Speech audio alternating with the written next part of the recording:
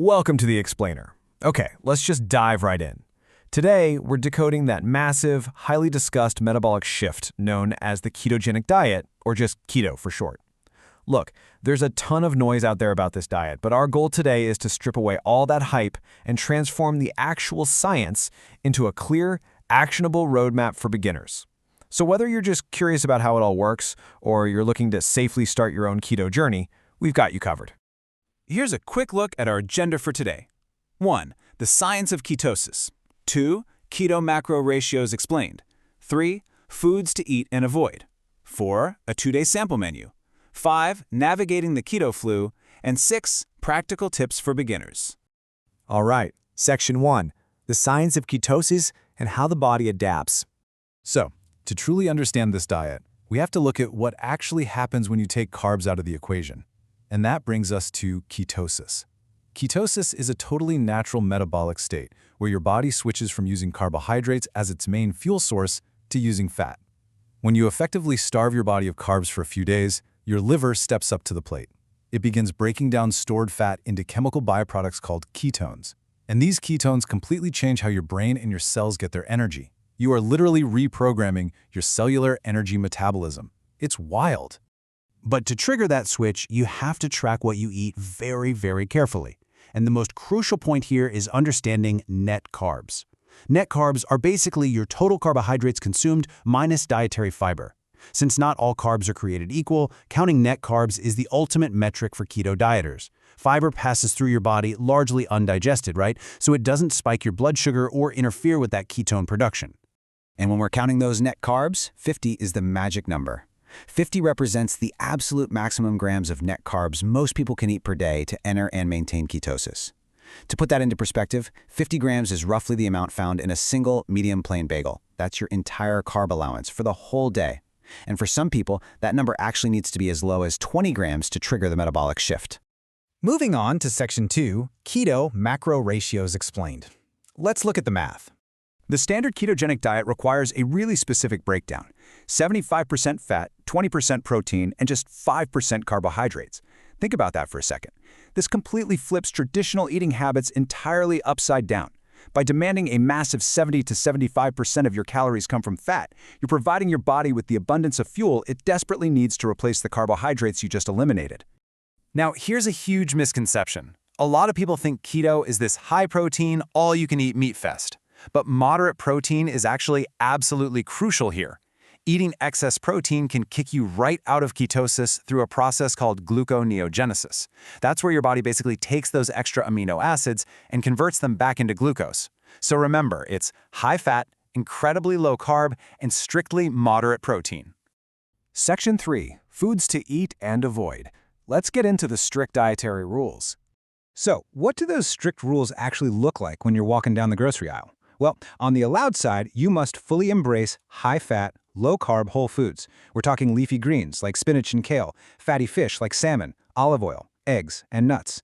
On the forbidden side, you are completely eliminating foods that will rapidly spike your insulin.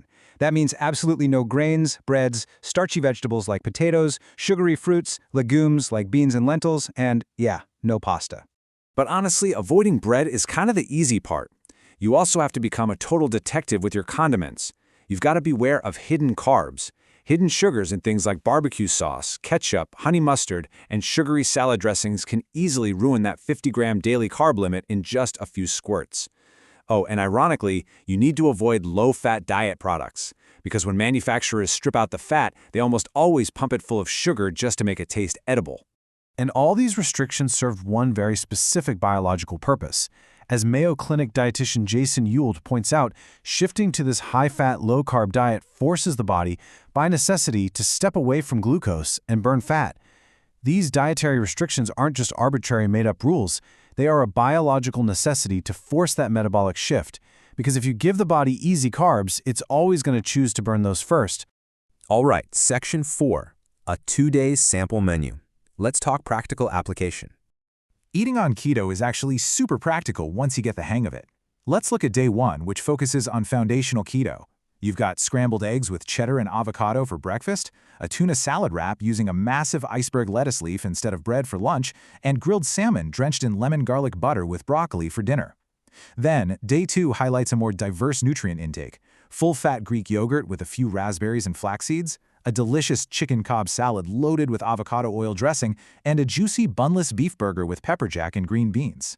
Just swapping out bread for lettuce wraps and utilizing healthy fats makes hitting those daily targets completely manageable. And for those moments in between meals, smart snacking is your absolute best friend. Keep raw almonds, hard-boiled eggs, or string cheese on hand. These are virtually zero-carb, high-fat snacks that will keep you totally satisfied, moderate your hunger, and ensure those ketone levels stay elevated all day long. Section 5. Navigating the keto flu and overcoming those early hurdles. Let's be real.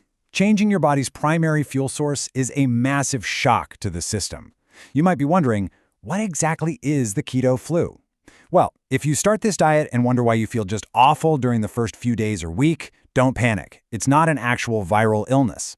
It is a physiological reaction to carbohydrate withdrawal and rapid fluid shifts in your body. Here's exactly why it happens. As your carb intake drops, your insulin levels plummet. This actually causes your kidneys to aggressively flush out water and essential minerals. This sudden loss leads to a cluster of transition symptoms: deep fatigue, pounding headaches, brain fog, nausea, digestive discomfort, and a spike in hunger. Your body is basically throwing a tantrum as it desperately searches for the glucose it's so used to getting. But the good news, you don't have to just sit there and suffer through it. You can actively manage and often prevent the keto flu with a few really simple steps. First, stay highly hydrated. Second, and this is huge, actively replenish your electrolytes, specifically sodium, potassium, and magnesium. You can do this by sipping on bone broth, heavily salting your food, or eating potassium-rich avocados. And third, if you're a bit nervous about the shock to your system, consider transitioning your carb intake gradually over a week or two rather than just plummeting to 50 grams overnight. And finally, Section 6. Practical tips for beginners to set you up for success. First step, rely on skill power, not willpower. Success on keto isn't about white-knuckling through intense cravings when you're starving. It's all about meal prepping in advance so the right food is always right there when you need it. Also, it's vital to rely on whole foods and specifically prioritize healthy, unsaturated fats like olive oil, avocados, and fish over heavy saturated fats like butter and bacon. Doing this really helps protect your cardiovascular health while you're maintaining that state of ketosis. Now, we absolutely have to point out a major medical caveat here. This is an extreme restrictive diet, and it absolutely comes with real medical risks. The keto diet is not safe for everyone. Pregnant or nursing women, children, and individuals with diabetes, kidney disease, liver disease, or pancreatic conditions should not attempt this without strict medical supervision. It's absolutely vital to consult your healthcare provider before attempting this kind of metabolic shift, especially if you've got any underlying health condition. So, I'm going to leave you with this final, provocative thought to chew on. Understanding the rigorous science, memorizing the strict macro ratios, and learning the food lists behind keto, that's honestly the easy part. But as you look at taking this path, you have to ask yourself, is the extreme restriction of the keto diet a sustainable long-term lifestyle for you, or is it better utilized as a strategic short-term tool for a quick metabolic reset? Deciding exactly how this biological tool fits into your lifelong relationship with food, well, that's the real journey. Thanks for joining me on this explainer, and keep asking those great questions.